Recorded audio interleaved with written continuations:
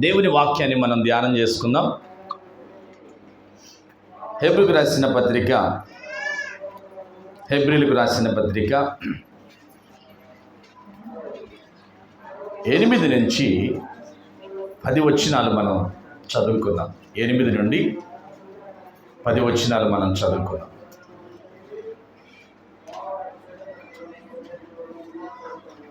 పదకొండు 8 నుంచి 10 వరకు. అబ్రహాము పిలువబడినప్పుడు విశ్వాసమును బట్టి ఆ పిలుపునకు లోబడి తాను స్వాస్థ్యముగా పొందనయున్న ప్రదేశమునకు బయలువెళ్ళెను. మరియు ఎక్కడికి వెళ్ళవలెనో అది ఎరుగక బయలువెళ్ళెను. విశ్వాసమును బట్టి అతడును అతనితో ఆ వాగ్దానమునకు సమాన వారసులైన ఇస్సాకు యాకోబు అనువారును గుడారములలో నివసించుచు అన్యుల దేశములో ఉన్నట్టుగా వాగ్దత్త దేశములో పరవాసులైరి. ఎలయనగా దేవుడు దేనికి శిల్పియు నిర్మాణకుడై ఉన్నాడో పునాదులు గల ఆ పట్టణము కొరకు అబ్రహాము ఎదురు చూచుచుండెను. ఇది ఈరోజు మనం దేవుడు మనతో మాట్లాడుతున్న జీవము కలిగిన మాట. ఆమేన్. నాతో ఉన్నవాళ్ళు చెప్పండి హల్లెలూయా, హల్లెలూయా. పిల్లలందరూ దయచేసి కూర్చోవాలి. తల్లిదండ్రులే వారిని జాగ్రత్త చేసుకోవాలి. ఇక్కడ అబ్రహాము, ఇస్సాకు, యాకోబు దేవుణ్ణి మన పితరులు పిలిచిన విధానం ఎలా ఉన్నదంటే యాకోబు దేవా, ఇస్సాకు దేవా, అబ్రహాము దేవా.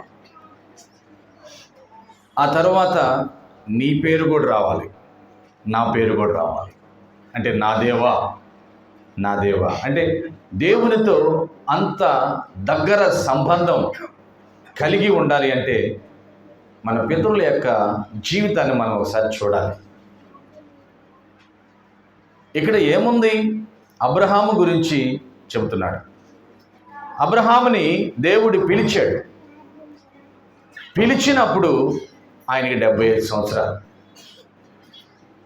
ఆయన దేవుని ఎరగని దేశంలో ఉన్నాడు. ఆయన ఒక ఇష్టానుసారమైన అంటే నిజదేవుడు తెలియక ఆయనకి తెలిసిన దాన్ని ఆరాధించుకునే పరిస్థితిలో ఉన్నాడు.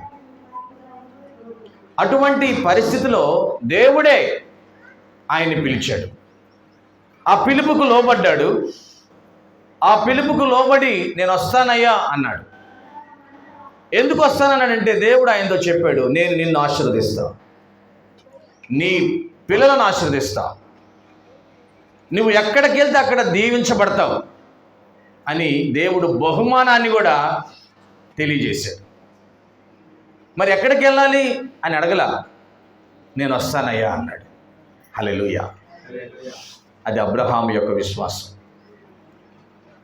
కొన్నిసార్లు మనము మన స్నేహితుడితోనే లేకపోతే జీవిత భాగస్వామితోనే, భార్య భర్తతో, భర్త భార్యతో అనొచ్చు, వెళదామా అంటే ఎక్కడికి అంటే ఎక్కడికి అంటే నమ్మకం లేకని కాదు. కొంతమందికి వివరణ కావాలి, కొంతమందికి సమయాన్ని వినియోగించుకోవడానికి అడుగుతారు. కానీ అబ్రహాం ఏం అడగల. అబ్రహామా, నువ్వు లే, నీ బంధువులు విడిచిపెట్టు, నీ ఉన్న స్థలాన్ని విడిచిపెట్టు, నేను నీకు చూపించబోయే దేశానికి వెళ్ళు, నేను నిన్ను ఆశీర్వదిస్తాను. అంతే. ఎక్కడికి వెళ్ళమంటావయ్యా? ఎటు వెళ్ళాలి? ఏం అడగల. లేచాడు, బయలుదేరాడు. లేచి బయలుదేరాడు. చూడండి, దేవుడు అంటే ఎంత నమ్మకం, దేవుడు అంటే ఎంత ఇష్టం. ఈరోజు నీకు నాకు అదే ఇష్టం ఉండాలి. అది విధేయత.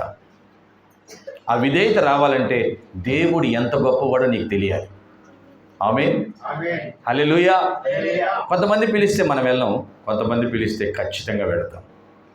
ఎందుకు? వాళ్ళు గొప్పవాళ్ళు, వీళ్ళు గొప్ప లేనివారు. కొంతమంది ఆహ్వానిస్తే ఫంక్షన్స్ కానీ మనం వెళుతాం, కొంతమంది అంత పెద్ద పట్టింపు లేదులే అంటాం. ఎందుకు?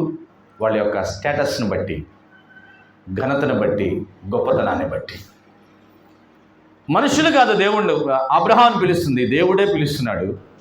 ఎదురు చెప్పకుండా అబ్రహాం బయలుదేరాడు. ఎంత వయసు అంటే కుర్రోడు కాదు, 75 సంవత్సరాలు. దేవునికి మహిమ కలుగును గాక. చాలామంది ఈ వయసులో నేనేం చేస్తానయ్యా, నేను రాను అంటారు. ఇంకా నాకు టైం ఉంది అంటారు. అబ్రహాం వైపు చూడండి. అబ్రహాము దేవుని చేత పిలువబడినప్పుడు 75 సంవత్సరాలు. దేవునికి మహిమ కలుగును గాక. అంటే బహుశా మన ఎదురున్న కంటే పెద్దవాడు అబ్రహాం. దేవుని చేత పిలువబడినప్పుడు ఆమేన్. ఓపిక ఏమి ఎవరిని అడగల, లేచాడు, బయలుదేరాడు. దేనికి? దేవుడిస్తానన్న వాగ్దానం ఖచ్చితంగా నెరవేరుస్తాడని.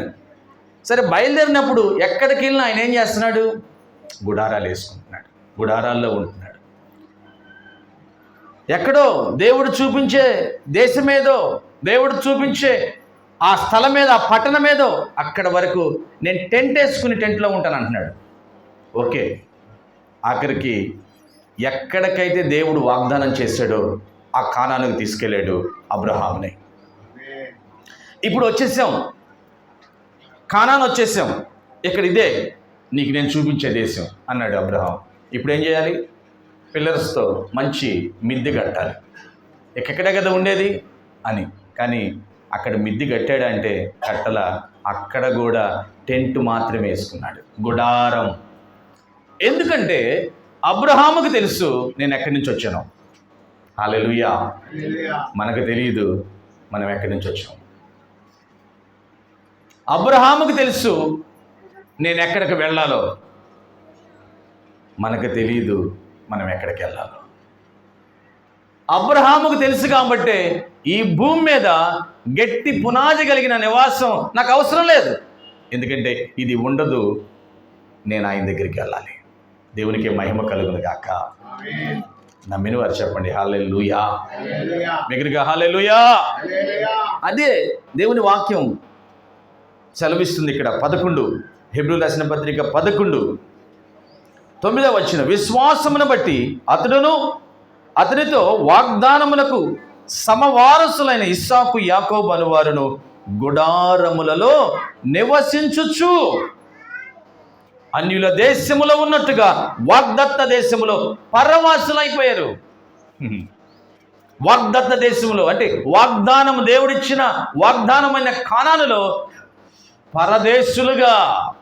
మాది ఈ దేశం కాదు, మేము ఈ దేశం శాశ్వతంగా ఉన్నాం, మాకు ఒక దేశం ఉంది.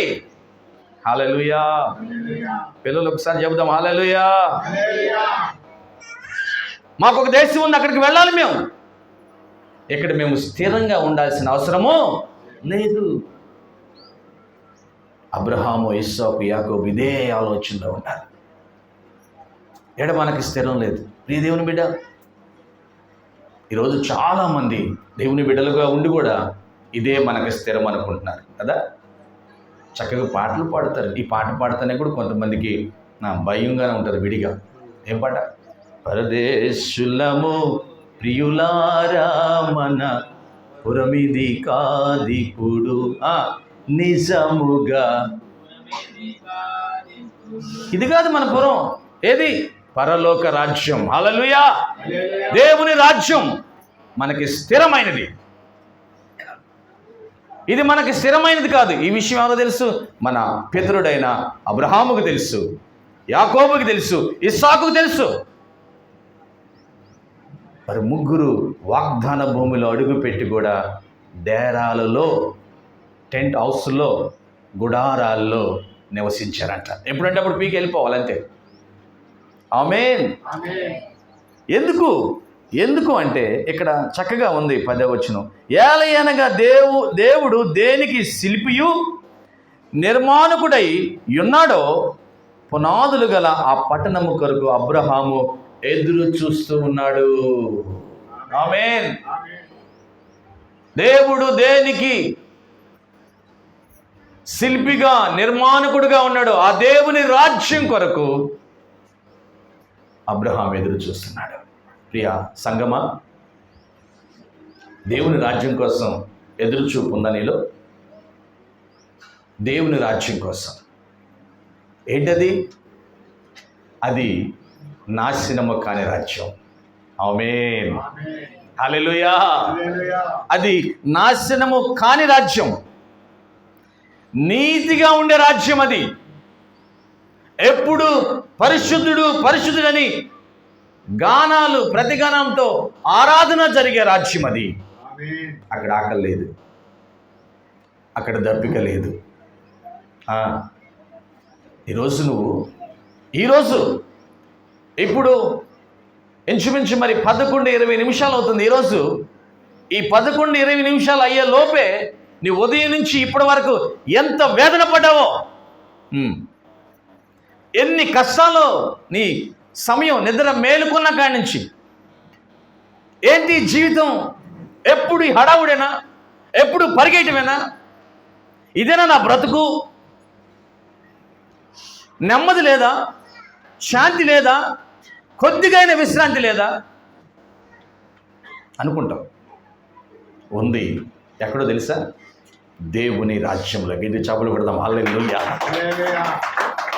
నువ్వు ఎదురు చూసే ఆ సమాధానం, నువ్వు ఎదురు చూసే ఆ సంతోషం ఎక్కడుందంటే దేవుని రాజ్యంలో, యేసుక్రీస్తు యొక్క రాజ్యంలో ఉంది. ఆ యేసుక్రీస్తు రాజ్యం కొరకు నువ్వు ఎదురు చూస్తున్నావా? నువ్వు ఎదురు చూస్తున్నావా? ఏమండి, పిల్లలతో చెప్పాము, రేపు సెలవులకి హైదరాబాద్ వెళ్దాం, నెహ్రూ జూ పార్క్ చూద్దాం అని చెప్పాం. వచ్చేసింది సెలవులు వచ్చేసినాయి. చపాతీలు, పులిహారాలు, చక్రాలు అన్నీ ప్యాకెట్ చేసుకున్నాం, బట్టలు ప్యాకెట్ చేసుకున్నాం, క్యాష్ దగ్గర పెట్టుకున్నాం, ట్రైన్ రిజర్వేషన్ చేసుకున్నాం, ఎక్కేసాం. బండి వెళ్తూ ఉంది. బీబీ నగర్ వచ్చింది, ఇంకా సికింద్రాబాద్ రావాలి. పిల్లలు ఎలా ఉంటుంది? కిటికీ ఎక్కడుందో చూసుకుని ఎప్పుడు వస్తుంది, సికింద్రాబాద్ స్టేషన్ ఎప్పుడు వస్తుంది, వచ్చేసింది, దిగేసాం. ఇంకేంది? బస్సు ఎక్కరేంది? బస్సు ఎక్కాం. ఇప్పుడు నెహ్రూ జూ పార్క్ ఎప్పుడు వస్తుంది? ఓ, పిల్లల్లో ఎదురు చూపు కదా. ఎంతమంది ఎదురు చూస్తూ ఉంటారు. ఎందుకు? అక్కడికి వెళ్ళాలి, అక్కడ పెద్ద సింహం ఉందంట, చాలా జంతువులు ఉంటాయంట, పక్షులు ఉంటాయంట, వాటిని చూడాలి. మేము ఎదురు చూస్తూ ఉంటారు. ఈ మధ్యలో నువ్వేదన్నా ఇస్తానన్నా వాళ్ళు తీసుకోరు. ఎందుకంటే వాళ్ళు ఎదురు చూసేది వాళ్ళు పొందుకునేంత వరకు, ఆనందించే వరకు మధ్యలో ఏం పట్టుకోరు. మరి కొద్దిగా ఆకలి, ఇది తినరా, తర్వాత తింటాం మమ్మీ.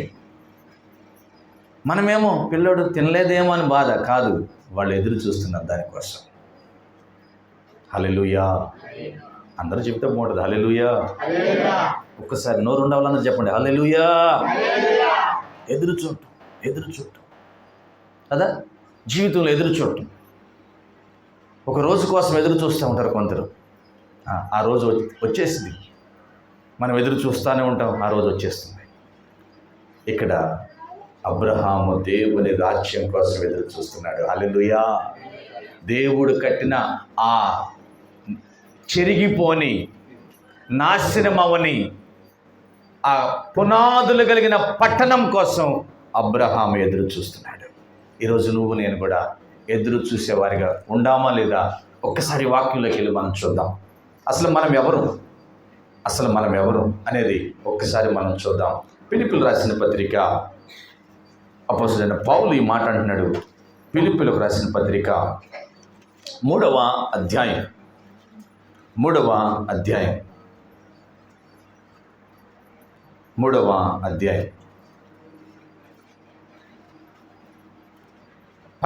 వచనం. అనేకులు క్రీస్తు శిలువకు శత్రువులుగా నడుచుకొనుచున్నారు, వీటిని గూర్చి మీతో అనేక పర్యాయములు చెప్పి ఇప్పుడును ఏడ్చుచూ చెప్పుచున్నాను, నాశనమే వారి అంతం, వారి కడుపే వారి దేవుడు.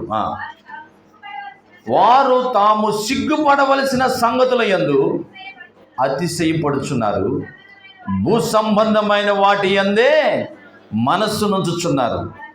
మన పౌరస్థితి పరలోకమందుంది, అక్కడ నుండి ప్రభువైన యేసుక్రీస్తు అను రక్షకుని నిమిత్తము కనిపెట్టుకొని ఉన్నాను. హల్లెలూయా. ఏమంటున్నాడు పౌలు? మన పౌరస్థితి ఎక్కడుందంట? పరలోకంలో ఉంది. ఆమేన్. ఇప్పుడు నువ్వు భారతదేశానికి సంబంధించిన వ్యక్తివి, తెలుసా? ఇప్పుడు మనం వీఆర్ ఇండియన్స్, మనం భారతదేశ పౌరులం. మనకి పక్కనే ఉంటుంది ఆనుకుని పాకిస్తాన్. వెళ్ళామనుకో, వాళ్ళు ఏమంటారు? మీరు అన్యులు అంటారు. ఏమంటారు? అన్యులు అంటే మా దేశం వాళ్ళు కాదు, పొరుగు దేశం వాళ్ళు, పరాయి దేశం వాళ్ళు. ఆడుంటామా? ఆడికి వెళ్ళిన తర్వాత మనం ఏమంటాం? మాది భారతదేశం అంటాం కదా, భారతదేశం. ఇప్పుడు చాలామంది ఇక్కడి నుంచి చదువుకుని ఫారిన్స్లో ఉద్యోగాలు చేస్తున్నారు. వాళ్ళని ఏమంటారు? మీరందరూ భారతీయులు, ఎన్ఆర్ఐలు, మీకు పౌరత్వం అక్కడ ఉంది, మీరు ఆ దేశానికి సంబంధించిన అక్కడే పుట్టారు. ఎప్పటికైనా మీకు ఆసక్తి ఆ దేశం మీద ఉంటుంది, ఆ ప్రేమ ఆ దేశం మీద ఉంటుంది, అక్కడికే వెళ్తారు మీరు. ఇప్పుడు మన పిల్లలు అనుకున్నాం, నమ్ముదాం, రత్న అంకు పెద్ద కుమార్తె మెడిసిన్ చదివింది, ఎంబీబీఎస్ చేయాలనుకుంటుంది. ఫారిన్లోనే వచ్చింది, ఎక్కడ రాలే సీటు. ఎక్కడొచ్చింది? ఫారిన్లోనే వచ్చేసి ఎంబీబీఎస్ ఎంబీబీఎస్కి వెళ్తే 4 years రావడానికి లేదు. ఎన్ని సంవత్సరాలు రావడానికి లేదు. వెళ్ళేటప్పుడు కష్టంగానే ఉంది, పంపించలేకపోయారు. కానీ మంచి భవిష్యత్తు కదా, పంపించేశారు.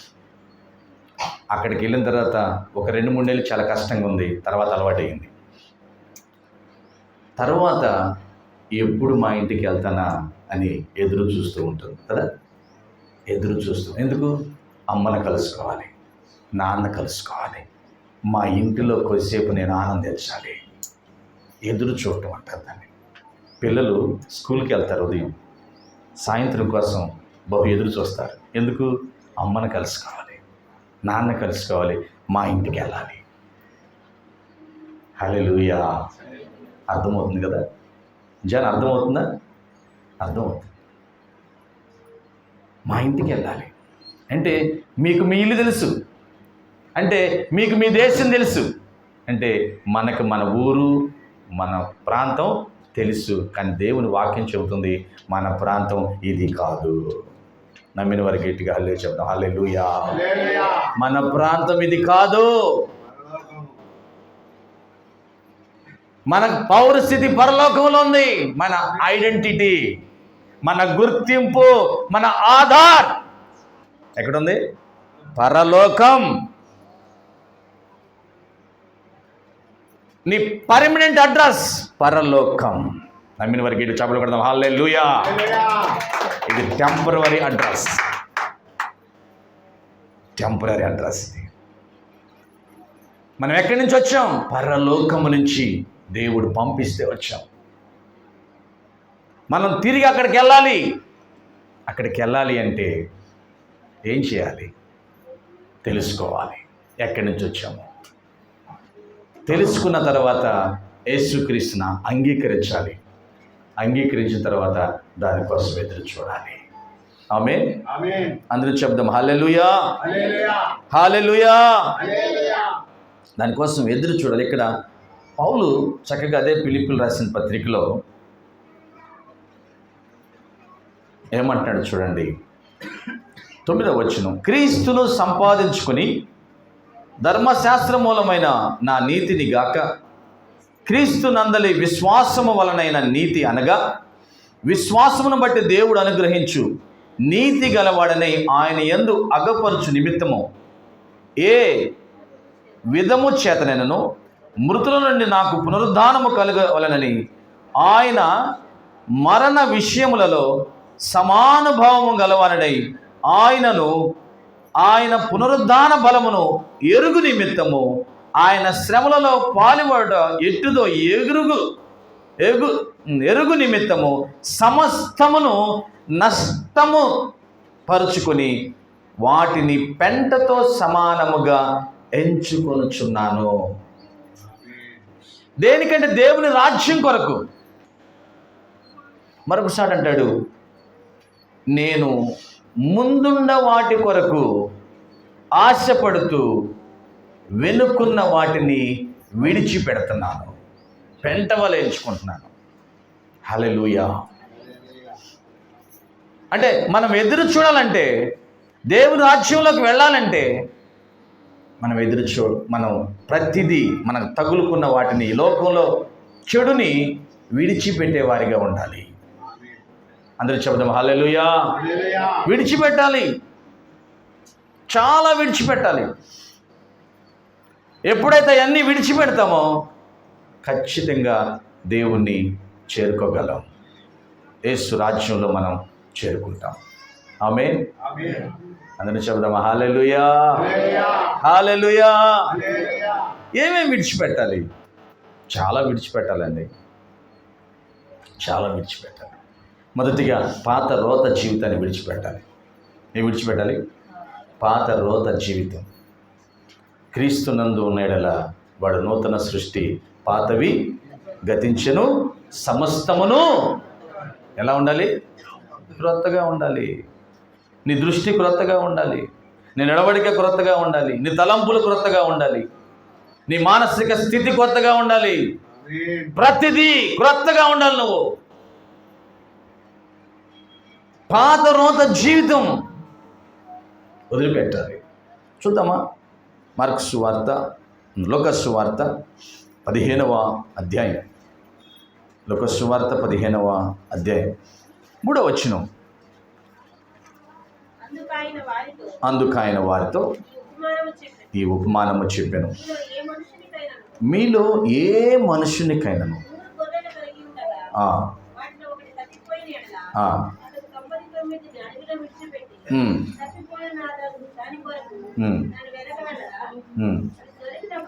సారీ 13 3 అని చెప్పాను కదా నేను. 13 ఆ చిన్న కుమారుడు దూరదేశమునకు పోయి అచ్చట తన ఆస్తిని దుర్వ్యాపారముల వలన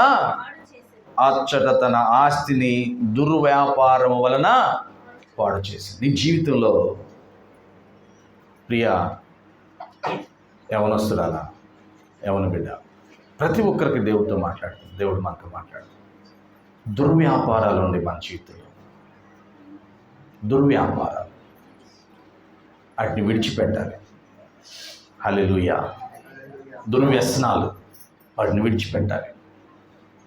ఒక యవనస్తుడు వచ్చాడంటే యేసుక్రీస్తు దగ్గరికి వచ్చి, సద్బోధకుడా, వింటారా? హల్లెలూయా. ఏమన్నాడు? సద్బోధకుడా, నిత్య జీవం పొందటానికి ఏం చేయాలి అంటే, దేవుని రాజ్యాన్ని ఉండటానికి ఏం చేయాలి అంటే, సద్బోధకుడా అని ఎవరిని పిలుస్తున్నావు నువ్వు? ఓకే, ఏం చేయాలి? చాలా ఈజీ. ధర్మశాస్త్రం ఏం చెబుతుంది అంటే, అవన్నీ చెయ్యి. నేను నరహత్య చేయను, దొంగతనం చేయను, నా పొరుగు వారిది ఏది ఆశించలేదు, నా తల్లిదండ్రులను సన్మానిస్తున్నాను. ఆమేన్, హల్లెలూయా కదా. నీ అన్నీ చేస్తున్నానండి. నిజమా? అన్నీ చేస్తున్నావా? నువ్వు చాలా ఆస్తిపరుడివే, బాగా సంపాదించావు. మరి నీ ఆస్తిని విడిచిపెట్టి, నీ ఆస్తిని పేదలందరికీ పనిచేసి నువ్వు వచ్చే నన్ను వెంబడించు, పరలోకంలో నీకు అత్యధికమైన ధనాన్ని ఇస్తా. ఇది చెబుదాం హల్లెలూయా. అయ్యో, ఆస్తి లేకపోతే నేను బ్రతకలేను, నా వల్ల కాదు అని చెప్పి మూతి ముడుచుకుని వెళ్ళిపోయాడు. వెంటనే శిష్యులు అన్నారు, ఇలాగైతే ధనవంతుడు దేవుని రాజ్యం ఎలాగ వస్తాడయ్యా? మనుషులకు అసాధ్యమే, కానీ దేవునికి సాధ్యం. ఆమేన్ అని ఇంకొక మాట చెప్పాడు, జాగ్రత్తగా వినండి. ఇంకొక మాట, ధనవంతుడు దేవుని రాజ్యములో ప్రవేశించడం చాలా కష్టం, దానికంటే ఒంటె ఏంటది చెప్పాలి పిల్లలు, ఏంటది? ఏమంటారు ఇంగ్లీష్లో? క్యామెల్. ఒంటె సూది బెజ్జములో దూరుట చాలా సులభం. ఏ బెజ్జంలో? అర్థమైందా మీకు? ధనవంతుడు దేవుని రాజ్యంలోకి వెళ్ళటం కంటే ఒంటె సూది బెజ్జంలోకి వెళ్ళటం చాలా సులభం. దేవుని వాక్యం ఉందండి, నేను చెప్పిన మాట కాదు, ఇది నేను చెప్పేది కాదు. చూస్తారా మీరు? మార్కు సువార్త 10వ అధ్యాయం 25వ వచనం. మార్కు సువార్త, ధనవంతుడు ఒంటె సూది బెజ్జములో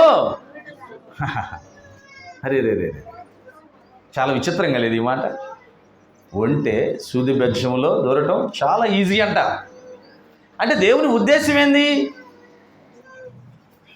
ఒంటె సూది బెజ్జంలో దూరుస్తాని కాదు, అదిగా దేవుని ఉద్దేశం. ధనవంతుడు ధనం మీద ఉన్న దాహాన్ని విడిచిపెట్టలేదు. వాడు విడిచిపెట్టడం కంటే ఒంటె సూది బెజ్జంలోకి వెళ్ళటమే ఈజీ. అర్థమైన వారు హల్లెలూయా చెప్పండి. హల్లెలూయా. అంటే నీకు ధనం మీద ఉన్న ఏమంటారు దాన్ని, వాంఛే, దాహం, అత్యాశ కంటే అది విడిచిపెట్టలేవు నువ్వు.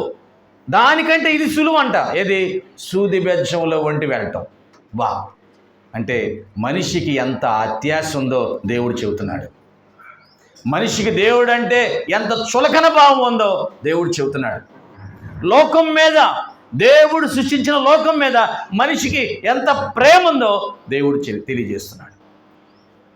దేవుని రాజ్యం కొరకు నువ్వు ఎదురు చూడాలంటే ఈ వదిలిపెట్టాలి. ధనం, ఆసక్తి కదా, ఆశ, అత్యాశ వదిలిపెట్టాలి.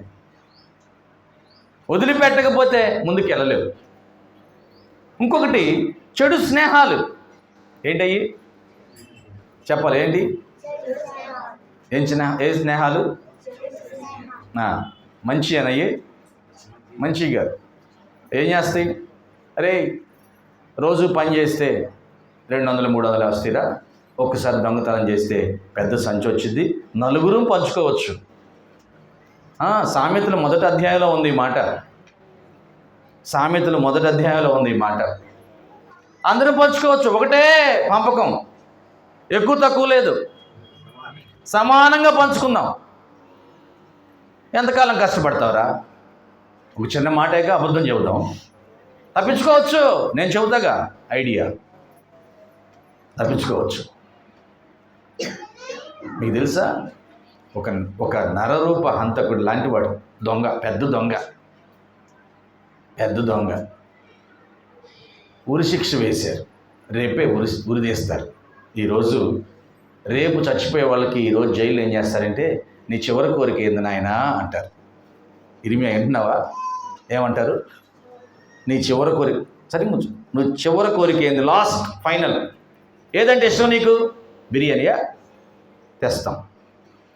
ఎక్కడికైనా తిరిగి రావాలా? తిప్పుకొస్తాం. మంచి బట్టల ఇస్తాం. ఏంటి నీ కోరిక అని అంటే, మా అమ్మను ఒకసారి చూడాలి నేను అన్నాడు.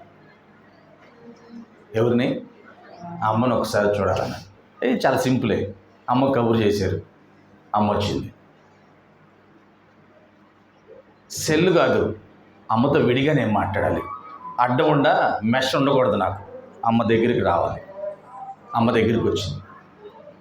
అమ్మను గట్టిగా ముందు కౌగిలించుకున్నట్టు కౌగిలించుకుని పేక వరకు కొరికాడంట.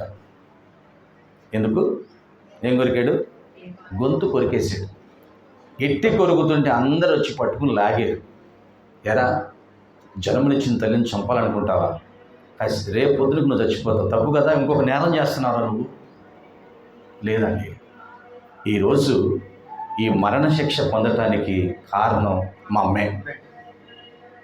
బడికి వెళ్ళా సగం విరిగిపోయిన పెన్సిల్ ఒకరోజు తీసుకొచ్చా. సగం విరిగిపోయిన పెన్సిల్ ఎక్కడిదిరా అంది. మా ఫ్రెండ్ జామెట్రీ బాక్స్లో తీసేలే అన్న. సరేలే అమ్మా, లేదుగా వాడుకో అంది. అంటే మా అమ్మ ఒప్పుకుంది కదా అని ఆనందపడ్డా. ఆ తర్వాత ఇంకొక ఫ్రెండు బుక్లో ఉన్న డబ్బులు తీసుకొచ్చా. కొనుక్కుని తింటుంటే ఎక్కడీరా అంది. ఫ్రెండు బుక్స్లో ఉండేవి తీసేలా. పర్లేదులే అంది. అలాగ డెవలప్ అయ్యా, పెద్ద దొంగనయ్యా, చివరికి మీ చేతుల్లో చిక్కా. ఆఖరికి నా పరిస్థితి ఏంది? మరణ శిక్ష. దీనికి కారణం ఎవరు? అర్థమవుతుందా? కొంతమంది తల్లులు ఇలా కూడా పాడు చేస్తున్నారు. స్నేహం కొంతమందిని పాడు చేస్తుంది. చెడు స్నేహాన్ని విడిచిపెట్టాలి. ఆమేన్. మీ అందరికీ తెలుసు, లోతు భార్య పేరు లేదు బైబిల్లో. ఏమి లేదు బైబిల్లో, పేరు రాయటం ఇష్టం లేక పరిశుద్ధాత్మ దేవుడు రాయలా. ఎందుకంటే చూద్దాం, ఆదికాండం 19వ అధ్యాయం 26వ వచనం త్వరగా చదవాలి. ఆదికాండం. అయితే లోతు భార్య తిరిగి చూచి ఉప్పు స్తంభమైన. ఎందుకు వెనక్కి తిరిగి చూసింది? లోకం మీద ఆశ. బజారుకి వెళ్తూ ఉంటాం, బయటికి వెళ్ళిన తర్వాత ఇంటి బయటికి వెళ్ళినాక ఇంకా ఇంటికి వెళ్ళి చూస్తూనే ఉంటాం ఏముందో ఇంట్లో. వదిలిపెట్టి వెళ్ళబుద్ధి కాదు. లోతు తన కుటుంబంతో సొదొమ గొమొర్రాలో ఉన్నాడు. దేవుడు రక్షించడానికి వచ్చాడు. ఆమె రక్షించి ఒక మాట చెప్పాడు. నిజంగా రక్షించబడాలంటే హల్లెలూయా. వింటున్నారు? చెప్పండి హల్లెలూయా. నిజంగా రక్షించబడాలంటే ఈ లోకములో, ఇదిగో ఈ పట్టణములో ఉన్న ఏ జ్ఞాపకం నీకు ఉండకూడదు. అలాగ అన్ని మర్చిపోయి నువ్వు వెళ్ళాలి. ఏదన్నా గుర్తొచ్చి వెనక తిరిగి చూసావా మంచిగా ఉండదు. ఇంతే చెప్పాడు దేవుడు. నలుగురు బయలుదేరి వెళ్ళారు. లోతు భార్య, 2 డాటర్స్, చక్కని కుమార్తెలు బయలుదేరి వెళ్తున్నారు. లోతు, నువ్వు ఆ ఊరు దాటేంత వరకు నేను ఈ ఊరు నేను చేయను, సొదొమ గొమొర్రా నేను చేయను. ఎందుకంటే వేడికి కూడా నువ్వు తట్టుకోలేవు, అంత భయంకరంగా ఉంటుంది ఇక్కడ పరిస్థితి అని అన్నాడు. వెళతా అమ్మా జాగ్రత్త, చూడమాక, పిల్లలు చూడమాకండి అంటున్నాడు. ఎవరు? తండ్రి బాధ్యత కదా. అవసరమైతే గోపొట్టుకుని ముందుకైనా లాగుండొచ్చు, వెనక చూడమాక. బహుశా భార్యని లాగలేకపోయాడేమో. తమ్ముళ్ళు, అన్నయ్యలు, భార్యని చెప్పాలి, లాగలేకపోయి ఉంటాడు. ఏం బలహీనత నాకు తెలియదు. ఏం పేట్రో, ఏం బలహీనత మనకు తెలియదు. ఏం అనలేకపోయాడు భార్యని. అయ్యా కనుక అంజనా ఏం అనలేకపోయాడు. ప్రేమించాడు కదా, బాగా ప్రేమించాడు. ఆమె కూడా నాతో పాటు వచ్చింది అనుకున్నాడేం పాపం. పిల్లల్ని అయితే 2 చేతులు పట్టుకున్నాడు, ముందుకు లాక్కెళ్తున్నాడు. చూడమాకండి వెనక్కి అంటున్నాడు. ఎడకు తీసుకెళ్తున్నాడు, ముందుకు తీసుకెళ్తున్నాడు. భార్య, మా ఫ్రెండ్ ఉంది, ఏం మాట్లాడిద్దో భలే ఉంటుంది.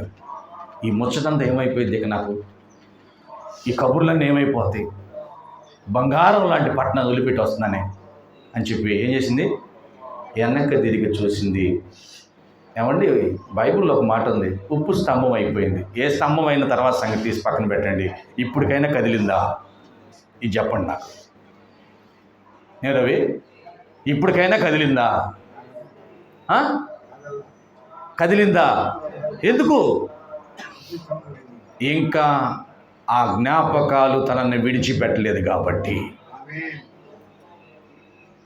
హల్లెలూయా. ఎదురవుతారెందరో నీ ప్రయాణములో, వచ్చేది నీ అక్కరలో. ఎదురవుతారెందరో వచ్చేది వచ్చేదెవరు నీతో, వచ్చేదెవరు నీతో మరణము వరకు, ఇచ్చేదెవరు ఆపై నిత్య జీవముని, ఇచ్చేదెవరు ఆపై నిత్య జీవముని. యేసే నిజ దేవుడు, మరణమైన జీవమైన, యేసే నిజ దేవుడు నిత్య జీవమిస్తాడు, మరణమైన జీవమైన.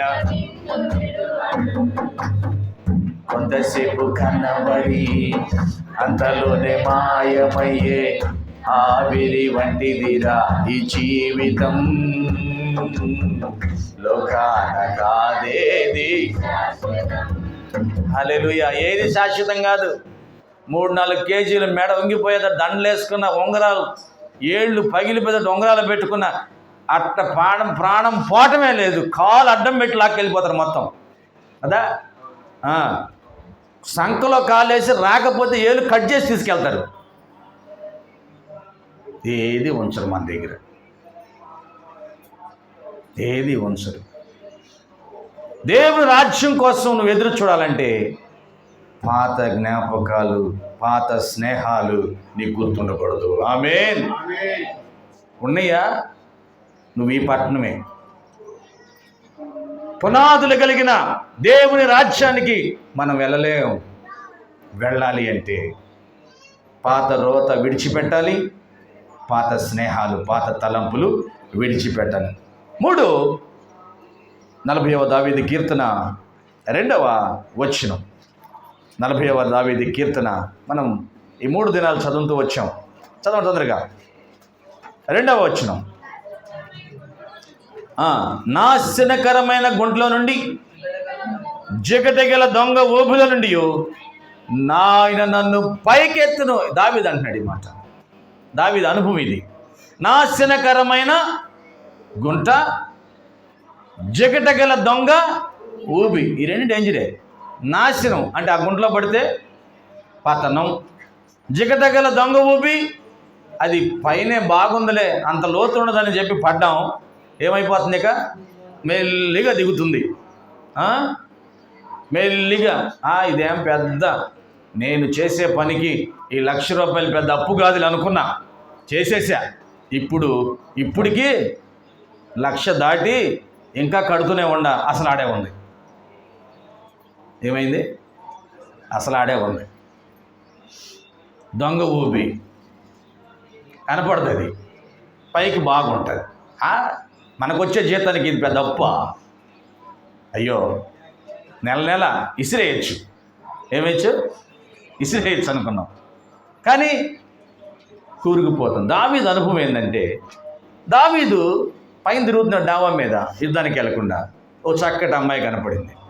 ఆమెకి పెళ్ళయింది పాపం. ఆమె పేరు బేషబా, ఆయన భర్త పేరు ఊరియా. పెళ్ళయింది.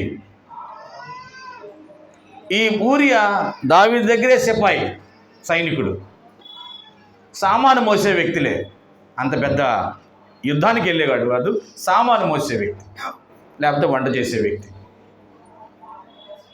ఆయన పైనుంచి చూస్తున్నాడు, ఈమె కూడా స్నానం చేస్తుంది. ఎటు నుంచి ఎవరు చూస్తున్నారో చూసుకోవద్దు, మరి ఎవరైనా చూడాలనుకుంటుందేమో, మొత్తం ఓపెన్ చేసి చేస్తుంది స్నానం. తప్పు ఇద్దరిది ఉంది, అది నేను అంటాను. కొంతమంది నాకు వెళ్ళి చూస్తావా చూడడం అని చెప్పి కొన్ని పిచ్చి వేసాలు వేస్తూ ఉంటారు. ఆడవాళ్ళైనా మగవాళ్ళైనా నేను అంటుంది, అందరూ అంటున్నాను. సకిలిస్తూ ఉంటారు, నా వైపు చూడమే. దేవుని రాజ్యాన్ని చేరతావా, నరకానికి వెళ్తావా నువ్వు? మీరే తెలుసుకోవాలి. అందం మోసకరం, సౌందర్యం వ్యర్థం. ప్రపంచ సుందరైనా సరే మట్టిలో కలవాల్సిందే. ప్రపంచ సుందరుడైనా మట్టిలో కలవాల్సిందే. మరి ఎందుకు చేస్తుందో బయటకు కనపడేటట్టు. ఈయన కంటన పడ్డది, ఈయనకి ఆత్రం ఆవేశం అన్నీ వచ్చేసినాయి. పనివాడిని పంపించాడు, వివరాలు తెలుసుకున్నాడు, కోటకు తెప్పించుకున్నాడు, పాపం చేశాడు. ఇప్పుడు ఈ పాపం నాశనకరమైన గుంట. దాంతో దొంగ ఊబిలోకి కూరుకుపోతున్నాడు. ఏంటంటే దీన్ని కప్పిపుచ్చుకోవడానికి తన భర్తని చంపేశాడు. అరే రే రే రే. ఒక తప్పును కప్పిపుచ్చుకోవడానికి మరొక తప్పు, మరొక పాపం. ఇదేనా మనం దేవుని రాజ్యం కోసం ఎదురు చూస్తున్న పద్ధతి? దేవుని రాజ్యం కోసం ఎదురు చూసే వాళ్ళు ఎలాగుంటారా? అబ్రహాం ఎలా చేశాడా? తప్పు చేశాడు, పశ్చాత్తాపడ్డాడు. హల్లెలూయా. నా భార్య అని చెప్పుకోలేక భయపడ్డాడు. చెల్లి అన్నాడు, దేవుడు కనికరించాడు. రాజుగారు తీసుకెళ్ళాడు తన భార్యని.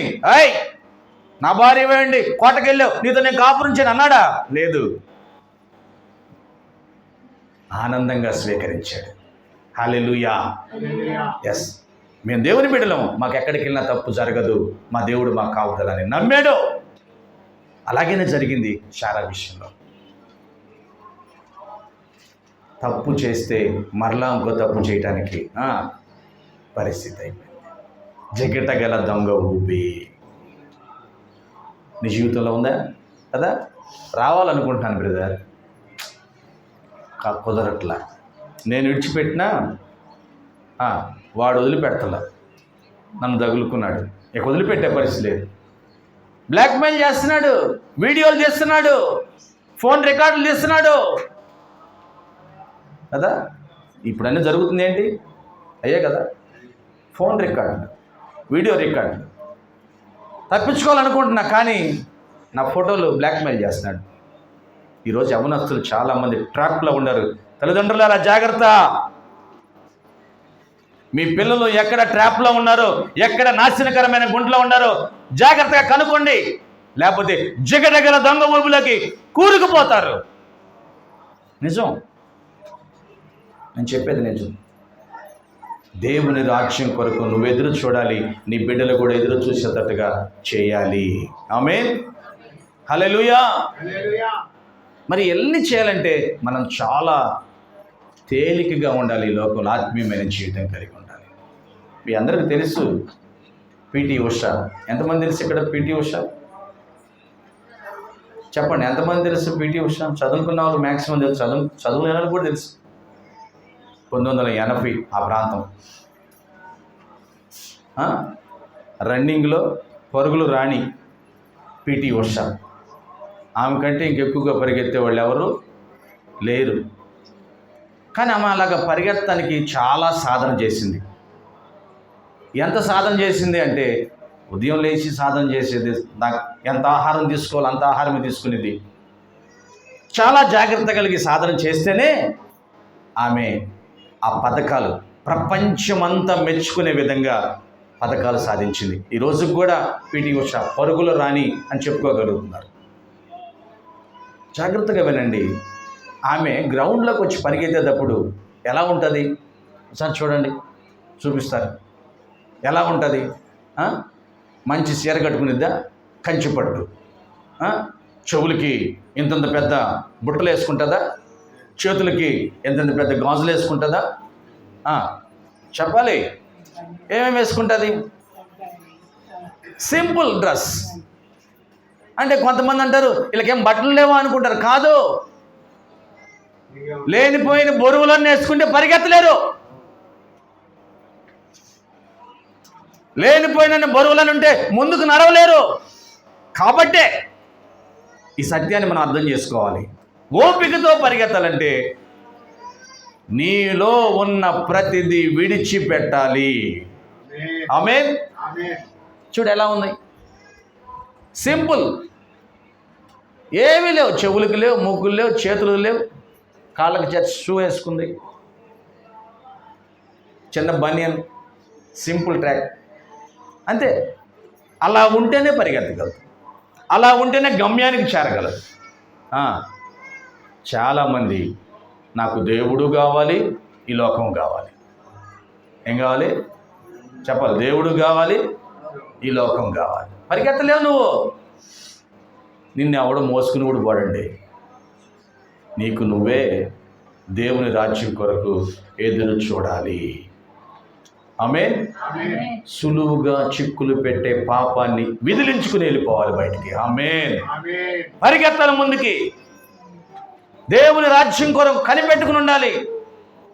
వాక్యం వింటున్న ప్రియ సహోదరుడా, సహోదరి, ప్రియ సంగమా, నీకు అర్థమైతే ఎంత బాగుంది. పరిశుద్ధాత్మ దేవుడు నీకు బోధిస్తే ఎంత బాగుంది. అబ్రహాము లేనివాడుగా ధనవంతుడు, ఇస్సాకు లేనివాడుగా ధనవంతుడు, యాకోబు లేనివాడుగా ధనవంతుడు, అన్నీ ఉండా లేని వారిగా పరదేశులుగా ఈ లోకంలో గుడారాలు వేసుకుని ఎందుకున్నారంటే స్థిరమైన పట్టణం కొరకు ఎదురు చూస్తూ ఉన్నారు. స్థిరమైన పట్టణం కోసం, నాశనము కాని పట్టణం కోసం కదా. నాశనం కానీ మన కేరళ చూసాం, పాపం అయ్యో అనిపించింది కదా. ఏమండి, ఇల్లు కట్టుకునేటప్పుడు ఎంత గట్టి ఏ స్టీలు వాడారో వాళ్ళు. టీవీలో చూస్తాం కదా, ఈ స్టీలు వాడితే ఏమైంది, స్థిరంగా దృఢంగా ఉంటారు. వాళ్ళు మరి ఏ స్టీలు వాడారో తెలియదు. ఆ స్టీలు ఈ స్టీలు మొత్తం అసలు అక్కడ ఊరుండా సంగతే తెలియట్లేదు. ఒక్కసారిగా కొట్టుకుపోయింది. అంటే భూమి మీద ఉన్నది నివాసము స్థిరమైనది కాదు. ఈ జీవితం స్థిరమైనది కాదు. ఆయన్ని తెలిసి కూడా, ఈ వాక్యం అర్థమై కూడా ఇప్పటికీ కొందరు ఇంకా లోకంలో కాదు, దేవునిలో కాదు. పడవలో, 2 పడవల మీద ప్రయాణం. నువ్వు దేవుని రాజ్యానికి వెళ్తావా? స్థిరమైన పట్టణం కోసం ఎదురు చూస్తున్నావు? కనిపెడుతున్నాడండి అబ్రహాము. వాక్యం వింటున్నప్పుడు ఏ దేవుని బిడ్డ, నువ్వు నేను కూడా కనిపెట్టాలి దేవుని పట్టణం కోసం. ఆమేన్. మనందరూ దేవుని రాజ్యంలో ఉండాలి. చెప్పండి ఆమేన్. పక్కవారు చెప్పండి, నువ్వు దేవుని రాజ్యంలో ఉండాలి. పక్కవారు చెప్పండి, నువ్వు దేవుని రాజ్యంలో ఉండాలి. నువ్వు దేవుని రాజ్యంలో ఉండాలి. చెప్పండి, దేవుని రాజ్యంలో నువ్వు ఉండాలి. ఉండాలంటే ఎలా ఉండాలి?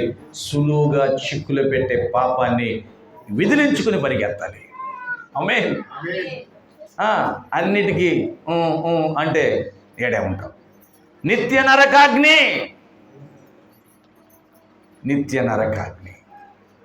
దేవుని కోసం త్యాగం చేయాలి. ఆమేన్. చివరికి ఒక మాట చెప్పి నేను ముగిస్తాను. అదే అబ్రహాం గారు ఒక్క కొడుకే, ఆయన పేరు ఇస్సాకు. బైబిల్లో ఏముంది?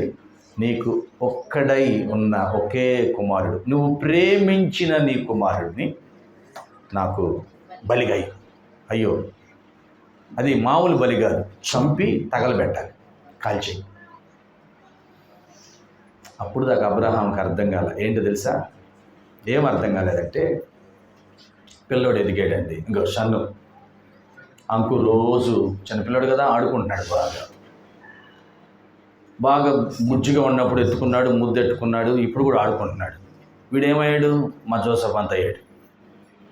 ప్రేమ పాల బండి మీద ఎక్సుకుని దిప్పుతున్నాడు. పెద్దోడు అయ్యాడుగా, ముచ్చట్లు ఎక్కువ చెబుతున్నాడు. ప్రేమ ఎక్కువైపోయింది. ఎంత ప్రేమ అంటే ప్రార్థనకి వెళ్ళాల్సిన వెళ్తలా, పిల్లోడితో పాటు బజార్కి వెళ్తున్నాడు. అర్థమైందా?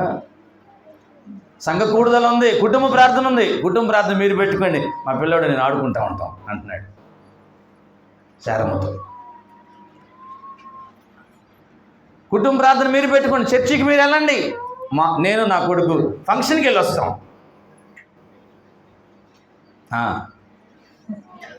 ఇట్లా చెబుతున్నాడు. ఇక దేవుడు చూశాడు, అబ్రహాం నిన్ను రమ్మన్నాను కదా, నువ్వు వచ్చావు. దేనికి? వాగ్దాన భూముల కోసం విధేయతగా వచ్చావు. బాగానే ఉంది నీ ప్రయాణం. మధ్యలో ఏమైంది? నేనే కదా నీ కొడుకునిచ్చింది. హల్లెలూయా. ఎవరిచ్చారు చెప్పాలి? ఎవరిచ్చారు? పని ఎవరిచ్చారు? ఉద్యోగం ఎవరిచ్చారు? చదువు ఎవరిచ్చారు? నేనే కదా ఇచ్చింది. మరి దానికోసం మందిని ఎందుకు ఆగుతున్నా? దానికోసం ప్రార్థన ఎందుకు ఆపుతున్నా? దానికోసం దేవుని సమయాన్ని ఎందుకు దొంగిలిస్తున్నా? నాకంటే ఎక్కువ చేస్తున్నారు, నాకంటే దాని మీద ఎక్కువ ప్రేమను చూపిస్తున్నావు. నేను ఒప్పుకోను. కాబట్టి నాకు నీకు అడ్డంగా ఉండదని చంపి కాల్చేయి. వా, ఇది నిజం. ఇదిగో ఇప్పుడే గొడ్డలి చెట్టు వేరున ఉంచబడింది, సరిగా ఫలించని ప్రతి దాన్ని నరికి ఎవరిని వదిలేస్తారు, నరికి అగ్నిలో కాల్చి ఆ బూడిద ఎత్తి ఊరి బయట పోస్తాను. బైబిల్లో ఉన్న మత్తయి సువార్త చదవండి అండి, మీరు 3వ అధ్యాయం అందరూ చదవండి. నరికి వదిలేయడు, పిలకలేస్తాయేమోనని. జలగ కదా, సావదు అది. 2 తలకాయల పామెట ఇటు ఇటు కొట్టి కొట్టి విసుగు పుట్టేం చేస్తా, కాలమంటారా మా అంతలా ఏంటారు దీన్ని అంటారు. అప్పుడు చచ్చింది. హల్లెలూయా. నా దేవునికి నీకు ఏది అడ్డం ఉందో నాకు తెలియదు. దేవుని రాజ్యానికి వెళ్లకుండా నేను ఏది అడ్డగిస్తుందో నాకు తెలియదు. ఈ రోజే దాన్ని కాల్చివేయాలి, చంపి కాల్చివేయాలి. ఆమేన్. ఇది నిజమైన ఆరాధన. అర్థమైపోయి అబ్రహాం, అయ్యా నిజమే, నేను వస్తున్నా, నాకు తెలుసు, నాకు అర్థమైంది. పశ్చాత్తాపడ్డాడు, క్షమాపణ అడిగాడు. కానీ అబ్రహాంకు ఒక విషయం తెలుసు. ఏం తెలుసా? నా దేవుడు నా కుమారుని తీసుకోవట్లా, నాలో ఉన్న పనికి మాలిన ప్రేమను చంపమంటున్నాడు. నమ్మిన వారికి ఎటు చేపలు కొడతాం. హల్లెలూయా. నాలో ఉన్న పనికి మాలిన ప్రేమ, దేవుడి కంటే ఎక్కువ ప్రేమ, దేవుడు చేయలేదు నేనే చేయగలననే ఒక తత్వం, దీన్ని చంపి తగలబెట్టు ఈరోజు. ఆమేన్. అది నిజమైన ఆరాధన. నా సహోదరుడా, ప్రియ సంగమా, అర్థమైందా? ఆరాధన చేద్దాం ఈరోజు. దేనికోసమంటే స్థిరమైన పునాది కలిగిన దేవుని రాజ్యం కొరకు. ఆమేన్. సో మనందరం దేవుని రాజ్యంలో ఉండాలి. ఆ రీతిగా ఉండాలంటే పనికి మాలిని విడిచిపెట్టాలి, పనికి మాలిన స్నేహాలు మానాలి, నాశనకరమైన ఊబి, జిగటగల ఊబి నుంచి బయటికి రావాలి, మితముగా ఉండాలి, ముందుకు పరిగెత్తాలి. ఇటు కృప దేవుడు మనందరికీ దయచేయనుగాక. అందరూ లేచి నిలబడదాం.